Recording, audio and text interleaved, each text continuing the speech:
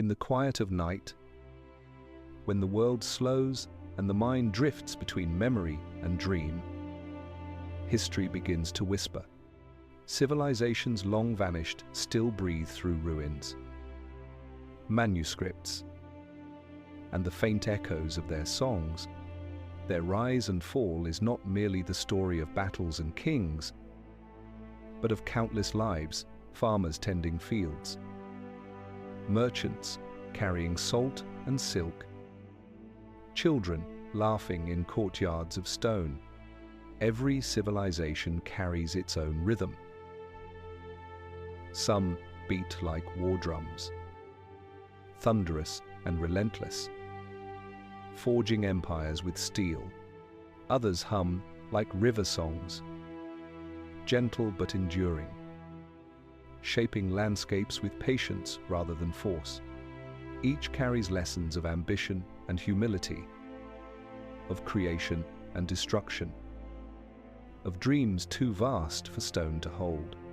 Tonight, we travel into one of those stories. We will walk beneath fortress walls, hear the distant toll of church bells or the chant of warriors, feel the weight of centuries pressing softly against the present. The path will not be hurried, step by step, scene by scene. The story unfolds like the turning of an ancient manuscript, its pages worn yet still alive. As you listen, let the noise of the day fade away. Let the slow tide of history cradle your thoughts.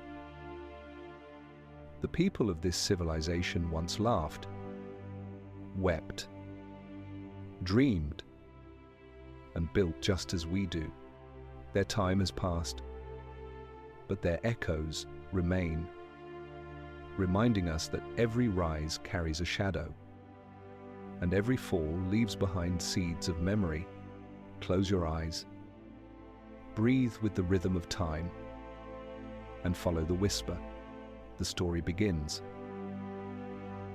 Long before towers of stone rose against the sky, there was only the land. Forests stretched like green oceans, thick with pines and oaks, their canopies dark and endless.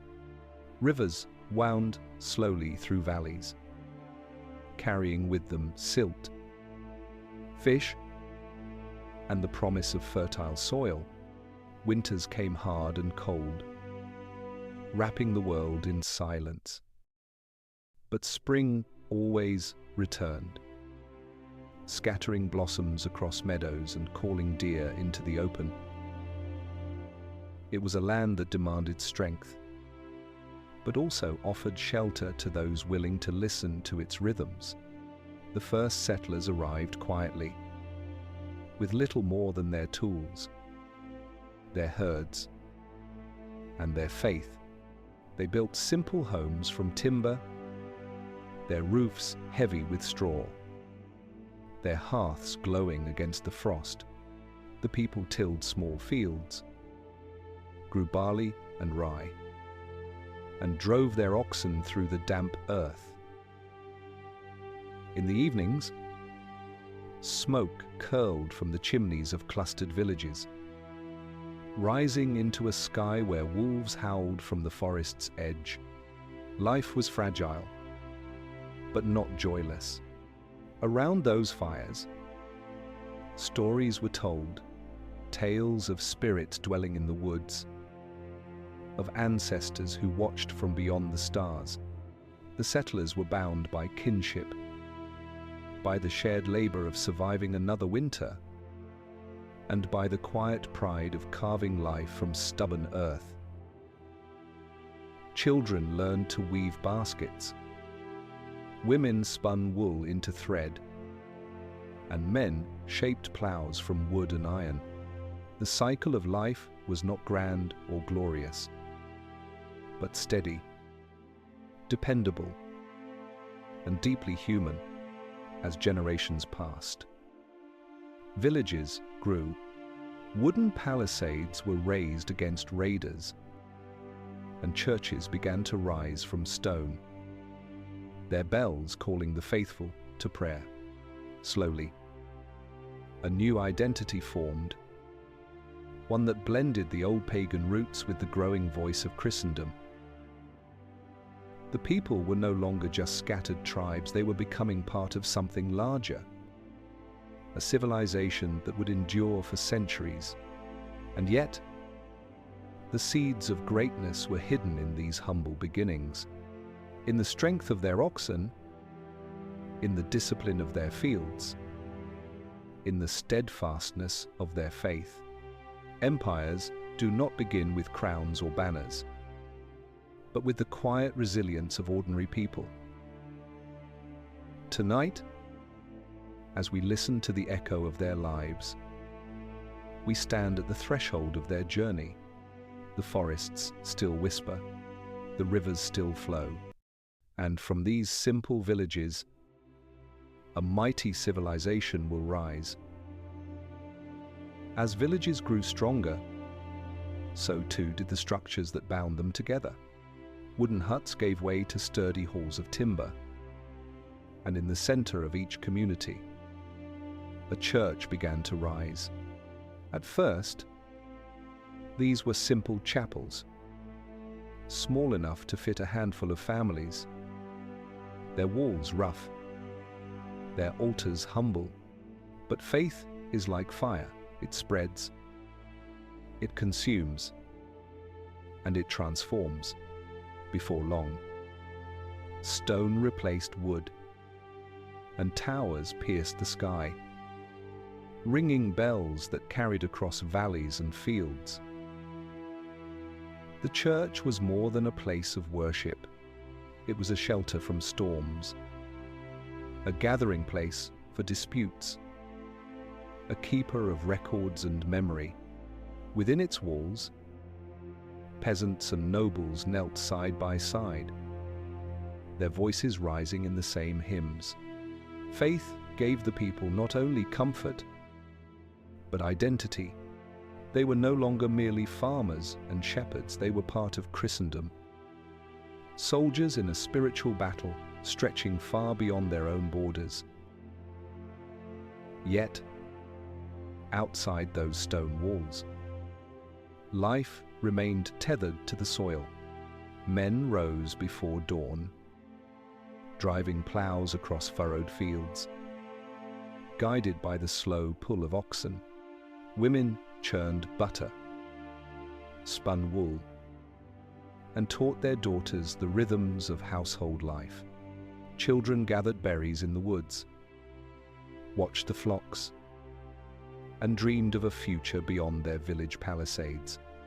The seasons dictated everything: planting in spring, harvest in autumn, endurance in winter, and still, shadows lingered. Beyond the forests came raiders, testing the strength of wooden walls. Beyond the mountains lay rival lords, each vying for land, each demanding loyalty through oath and steel. In these struggles, a culture of discipline was born. The people learned not only to pray, but to fight, to defend their homes with iron in hand and unyielding resolve in their hearts. It was here that the spirit of the civilization began to take shape. A people of deep faith and deep strength, unshaken by hunger, unbent by winter, unafraid of sacrifice. From their villages came warriors clad in mail, knights who carried banners of the cross, and common men whose devotion to faith and duty made them formidable in battle. But the heart of their strength was not found only in swords and shields. It was in their unity, their discipline, their stubborn endurance. Stone by stone, prayer by prayer, field by field, they were shaping themselves into a force the world could not ignore. And in time, their towers would grow taller, their armies larger, their influence stretching across borders. The seeds sown in faith and stone were preparing to bloom into empire. As the centuries turned, the land itself seemed to harden. The forests were thinned. The fields stretched farther, and villages gave way to towns encircled by high stone walls. Markets filled with the scent of bread, cheese, and smoked meat, while merchants carried salt, furs, and iron across long, muddy roads. Yet amid this rhythm of ordinary life, a new sound began to dominate the clash of steel. The steady drumbeat of armies assembling. The people had learned long ago that survival required more than prayer. Faith gave strength, but it was the sword and shield that guarded it. From the cold mornings of the training fields came knights in gleaming mail, their banners embroidered with crosses, their war horses armored like moving towers. Beside them marched foot soldiers, clad in thick cloaks, spears braced, ready to form walls of iron against any who dared to cross their lands. To the outside world, they appeared unyielding giants of discipline, slow but unstoppable. Like glaciers grinding their way through valleys, their enemies feared their heavy cavalry, the thunder of hooves shaking the earth, their lances lowered in perfect formation. But just as formidable was their stubborn infantry, men who stood shoulder to shoulder, shields interlocked, refusing to give ground even against overwhelming odds. And still, life did not belong only to warriors. In villages, bells still rang. Children still played by rivers, and women still spun wool by firelight. War was a shadow, but not the whole of existence. The people drew strength from family, from harvests, from the comforting rituals of daily life. It was this balance between devotion, discipline, and the ordinary that gave their civilization its unique resilience. Yet beyond their borders, storms gathered. Rivals watched their rising strength with wary eyes. Ambitious rulers dreamed of conquering their lands. The call of steel was not just defensive, it was a summons to destiny. Soon, their knights would ride beyond their valleys, their banners fluttering against foreign skies, their faith carried into lands both near and far. The age of villages was over. The age of armies had begun. The knights who once guarded their valleys soon found their hooves striking foreign soil. Roads stretched farther than ever before, cutting through forests, threading over rivers, and weaving into cities alive with trade. Markets no longer held only rye bread and local cheese.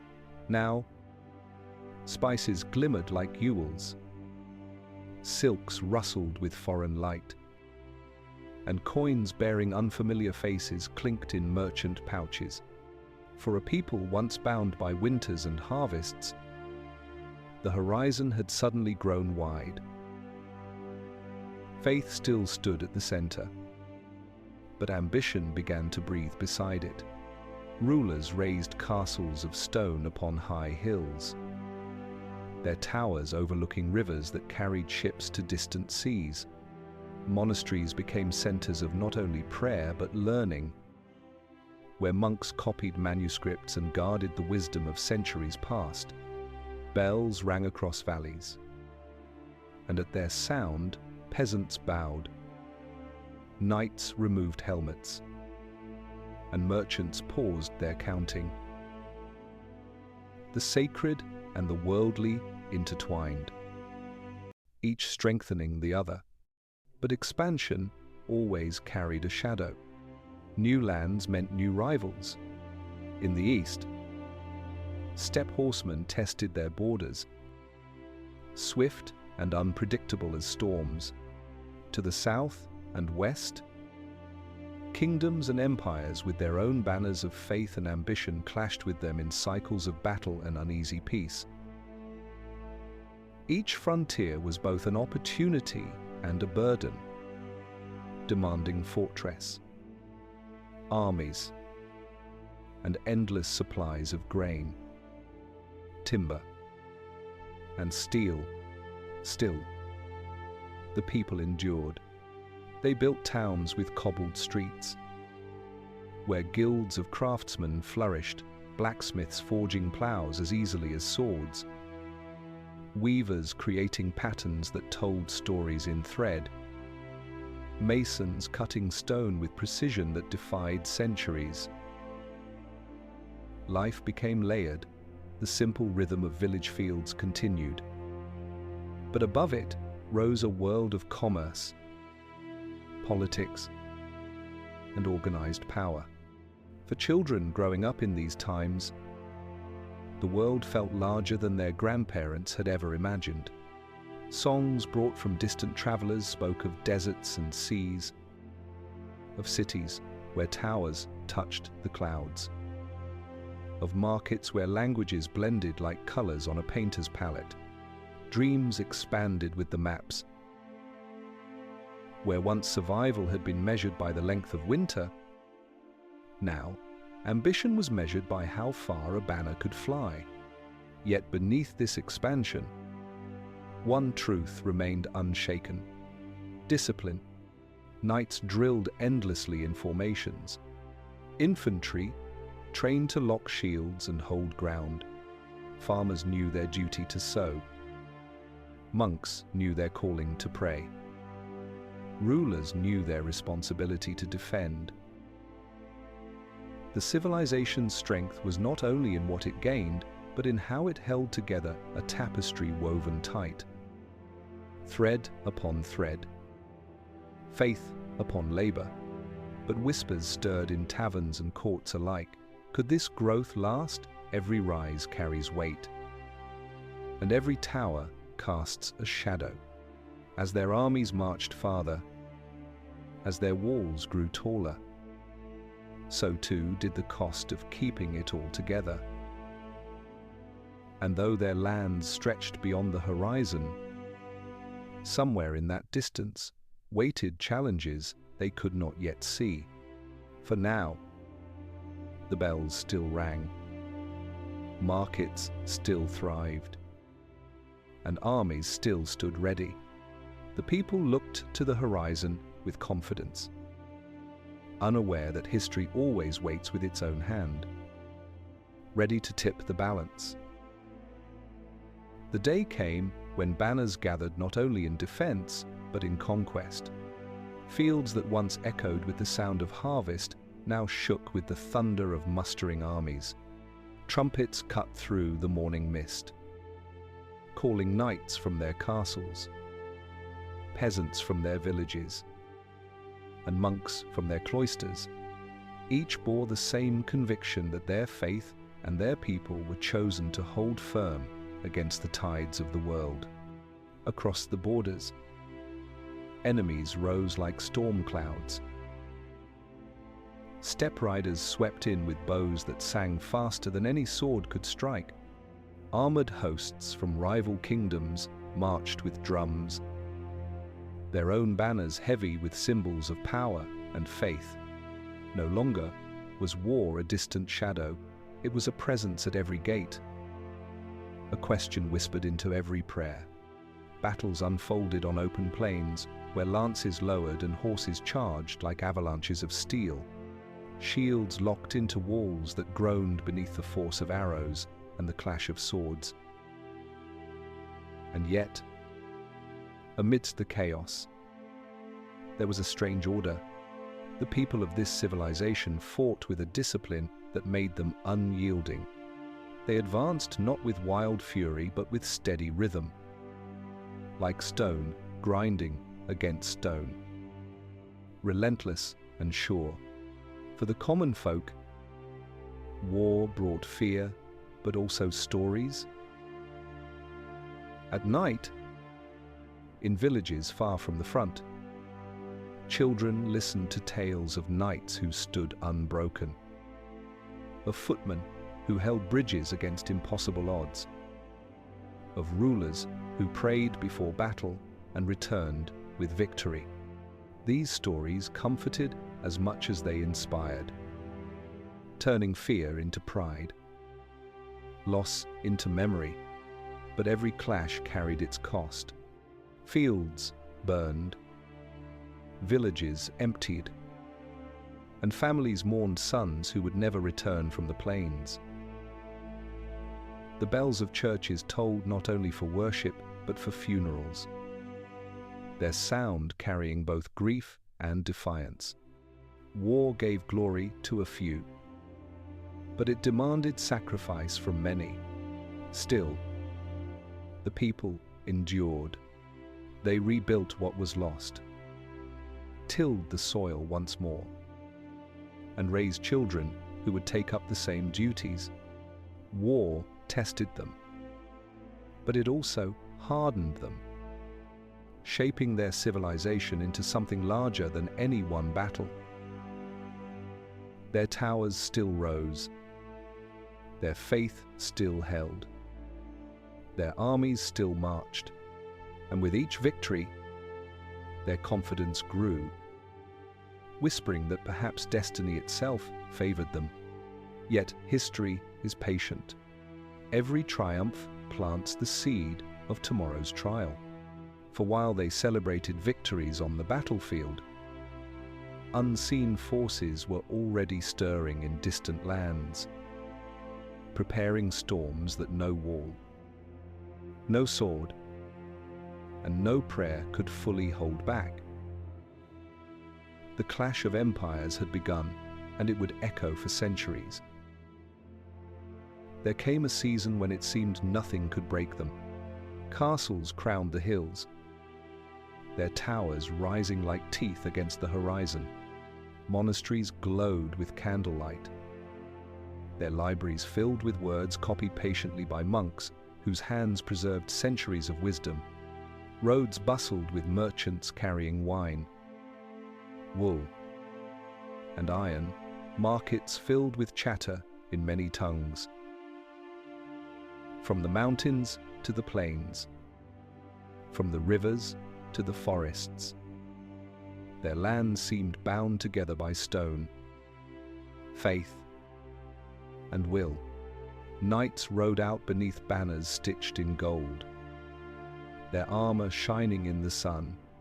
Foot soldiers followed in ordered ranks, the sound of their boots beating steady against the earth. To neighboring realms, they were an unshakable wall, a fortress civilization whose faith and discipline made them as immovable as the mountains themselves. Their victories echoed across borders, their reputation inspiring both fear and admiration. At home, life flourished. Villages once small and fragile now thrived into towns with stone streets and bustling guilds. Blacksmiths, masons, and carpenters built not only for survival but for beauty, arches carved with saints, altars dressed with silver, towers that seemed to reach for heaven itself.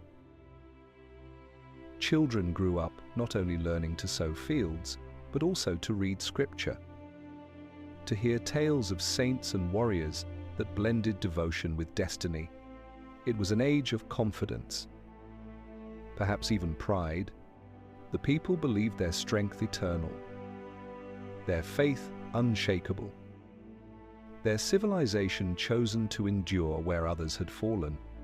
And yet, beneath this triumph, shadows gathered. Wars, though victorious, drained coffers and lives. Merchants whispered of rising taxes, Peasants grumbled under heavier burdens, and nobles quarreled over land and privilege.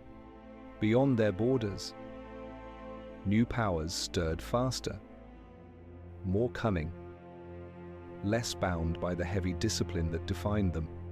Enemies studied their methods, learned their weaknesses, and prepared with patience. In the chronicles of monks, victories were written with flourishes of pride, yet in the margins, quieter notes appeared: famines after harsh winters, villages abandoned after raids, disputes between lords that weakened unity like cracks in stone. Small at first, they widened slowly, almost invisibly, until one day the weight above would prove too much. Still, the bells rang. Still, the knights rode. Still, the people prayed with faith as steady as their stone walls. But history has always known the moment of greatest strength often hides the first tremor of decline. And beyond the horizon, a storm was waiting.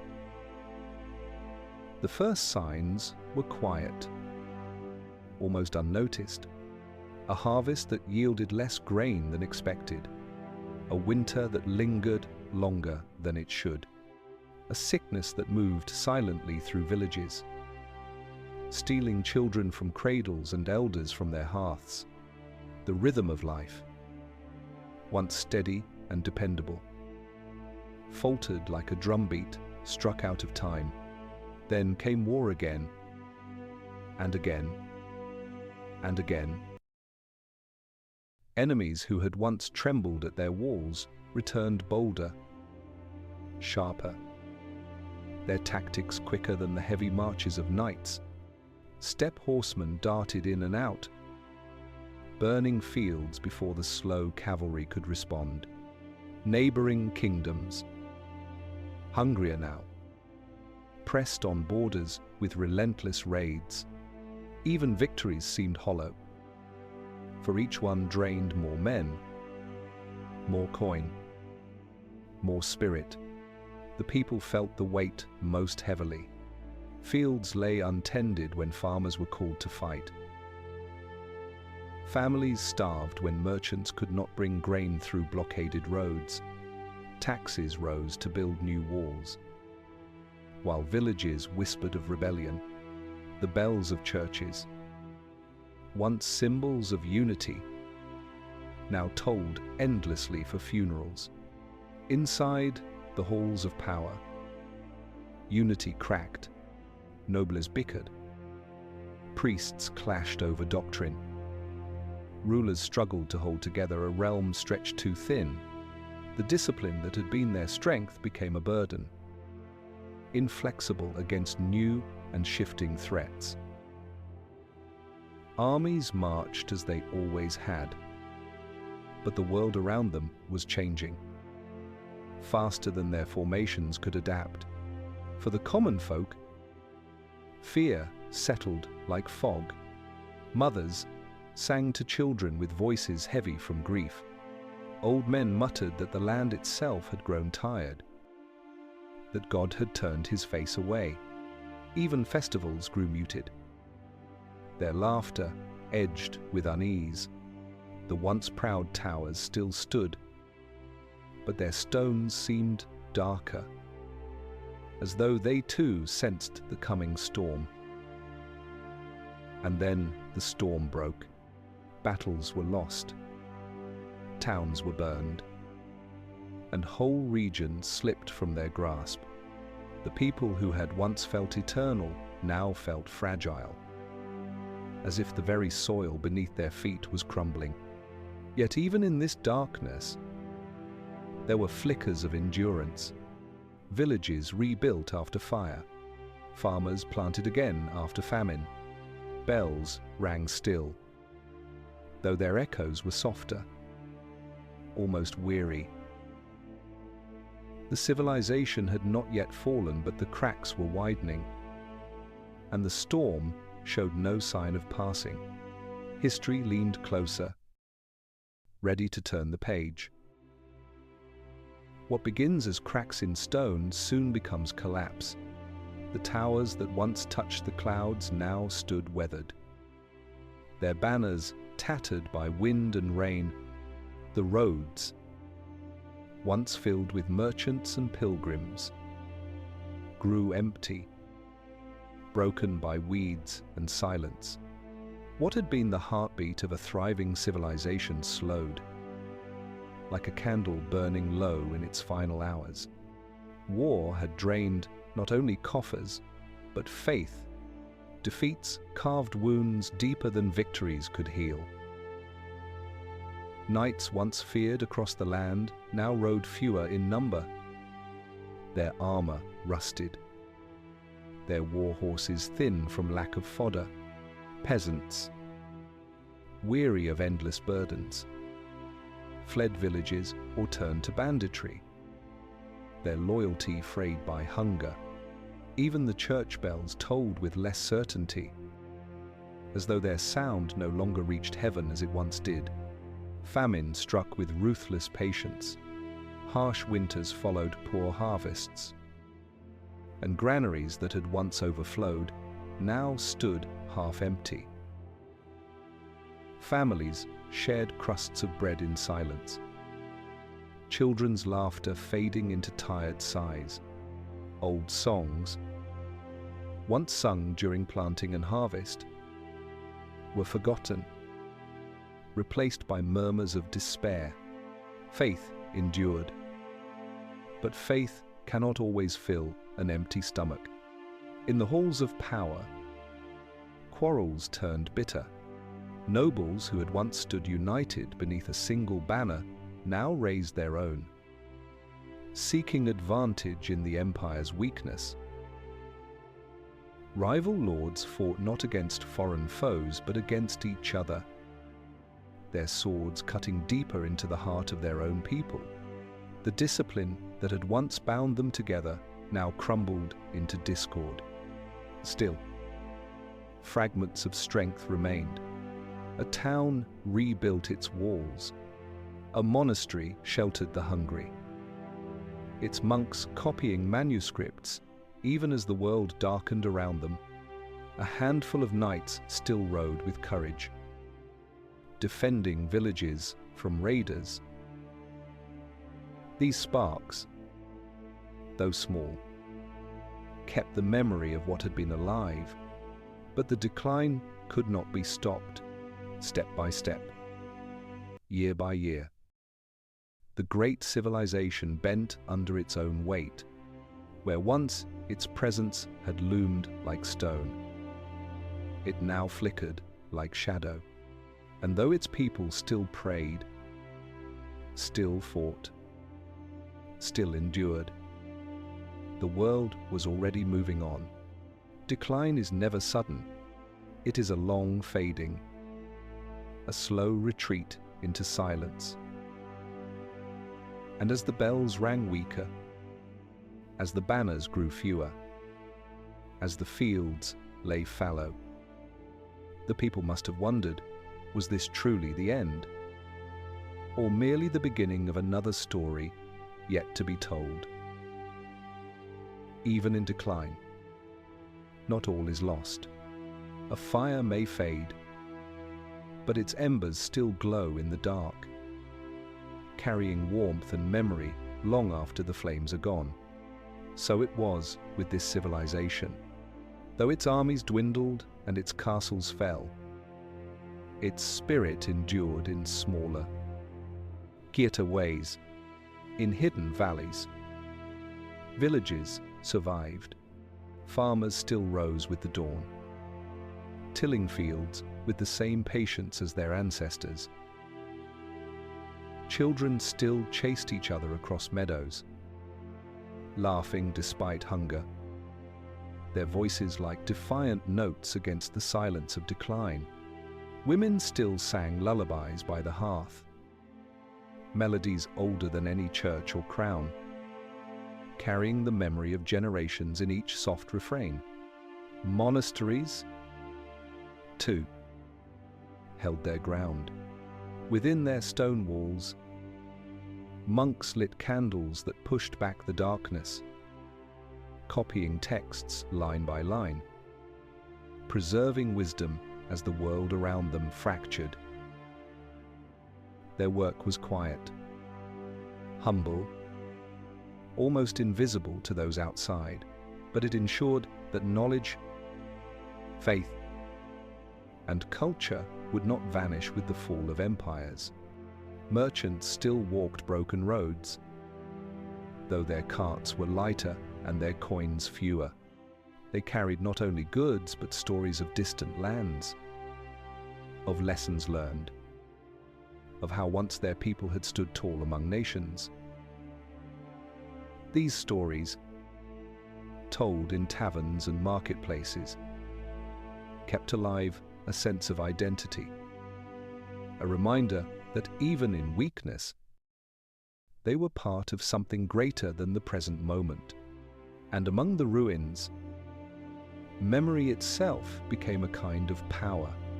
The people no longer looked upon their civilization as invincible, but they remembered its strength, its faith, its unity. That memory gave them resilience, the ability to survive defeat without losing themselves entirely. Children born in these final days did not see castles in their glory, but they heard of them in stories told by grandparents. They did not march in great armies, but they held wooden swords, pretending to be knights who once defended valleys and rivers. Imagination carried what reality could not. Decline was real, hunger was real, defeat was real, but so too was endurance, so too was memory, so too was the quiet strength of ordinary people refusing to vanish. History often paints the fall of civilizations as sudden and absolute, but the truth is softer. Civilizations do not end, they transform. They scatter. They leave behind seeds that sprout in unexpected places. And as the embers of this once great power glowed faintly in the ashes, those seeds were already waiting, ready to grow when the world turned again. Civilizations do not vanish in a single night. They leave behind echoes, footprints pressed deep into soil, songs that linger in memory, and stones that refuse to crumble entirely.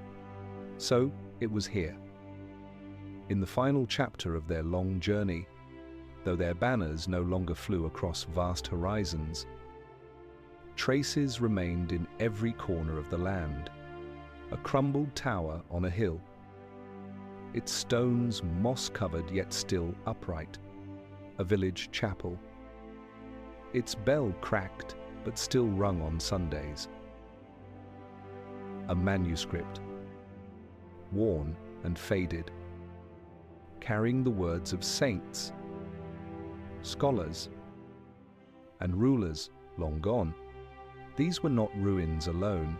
They were reminders that the civilization had lived and had mattered. The people who survived did not see themselves as guardians of an ending world, but as caretakers of traditions that could still give life meaning. They tilled the soil with the same rhythms, prayed with the same devotion, told stories with the same warmth as their ancestors. In the face of change, they clung not to crowns or castles, but to the quieter foundations: faith, family, and memory. Travelers who passed through spoke of other empires rising, of new armies, new banners, new faiths and ideas sweeping across Europe. To some, it seemed as though this civilization was only a shadow, destined to be forgotten. And yet, in the marketplaces, in the songs sung by shepherds, in the stones of old cathedrals, its presence lingered, woven silently into the fabric of the continent. For children born in these years, history was not something to mourn, but something to inherit. They heard the tales of unyielding knights, of farmers who survived famine, of monks who kept the light of knowledge alive. To them, the civilization was not dead. It lived in memory, in tradition, in the lessons passed from one generation to the next. Every rise carries its fall. Every fall leaves behind roots. And those roots, though hidden, stretch deep into the soil, feeding the growth of what comes after. The story of this people did not end with the silence of their armies. It continued, reshaped, reborn, carried forward in ways they could never have imagined. In time, their name might fade from the lips of kings, but never from the land itself. Every river still whispered their memory. Every stone still bore their mark. Every bell that rang in a distant valley still echoed the faith that had once bound them together. Civilizations pass, but history remembers, and through memory, they live on. Night has fallen once more. The bells that once called armies to battle now rest in silence, their echoes softened by centuries. The castles stand only as broken silhouettes against the stars, their stones covered in moss, their banners long gone. And yet, if you close your eyes and listen, you can still hear them. The faint ring of steel, the murmur of prayers, the laughter of children chasing each other across a meadow. Civilizations, like people, live and pass away. They are born in struggle. They grow in hope. They triumph in strength. And they fade into memory. But their essence does not disappear. It seeps into the soil, into the rivers, into the very air. Every field plowed, every road built, every song sung becomes part of the great tapestry of history. The story we followed tonight was not only of kings and knights, but of the countless ordinary souls who carried the weight of life upon their shoulders. Farmers who bent their backs to the land, mothers who cradled their children through famine and fear, monks who lit candles in the dark and preserved words so they would not be lost. These were the true keepers of civilization. The quiet guardians whose names are forgotten, but whose lives made survival possible. And so, though their towers may have crumbled, their legacy remains. In every act of endurance, in every echo of faith, in every whisper of memory, they still live. History does not close its books, it only turns its pages, waiting for us to read, to learn, to dream. As you drift into sleep, let this thought remain. Civilizations rise and fall, but their stories never truly end. They live on in us, in our languages, in our traditions, in the stones beneath our feet, and in remembering them, we keep the flame alive.